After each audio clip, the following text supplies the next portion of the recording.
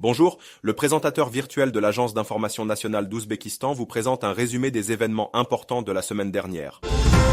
Le 25 janvier, le président de la République d'Ouzbékistan, Shavkat Mirziyoyev, a eu un entretien informel avec le président du Kirghizistan, Sadir Japarov, dans le complexe de stations touristiques Amirsoy, dans la région de Tachkent. Les dirigeants des deux pays voisins ont échangé sur les questions importantes de l'agenda bilatéral, ainsi que sur les politiques internationales et la coopération régionale.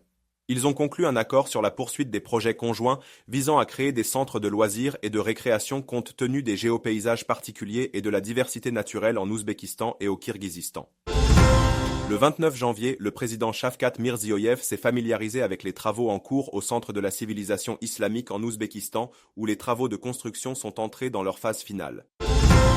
Le 30 janvier, Shavkat Mirziyoyev a déposé des fleurs au pied du monument au premier président de la République d'Ouzbékistan, Islam Karimov, dans la ville de Tachkent.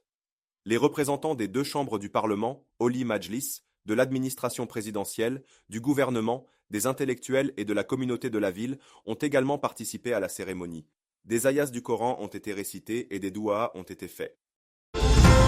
Les gouvernements de l'Ouzbékistan et de l'Azerbaïdjan poursuivent des discussions sur la reconnaissance mutuelle des cartes d'identité lors des entrées de leurs citoyens sur les territoires des deux pays. Selon un accord attendu, les citoyens des deux pays seront autorisés à franchir les frontières nationales avec leur carte d'identité sans devoir présenter leur passeport à l'étranger. Cela rendrait les voyages plus pratiques pour les citoyens, concourrait à l'intégration mutuelle.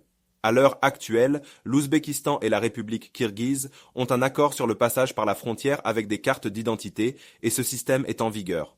En fait, le président Shavkat Mirziyoyev a proposé aux pays d'Asie centrale de reconnaître mutuellement les cartes d'identité nationales.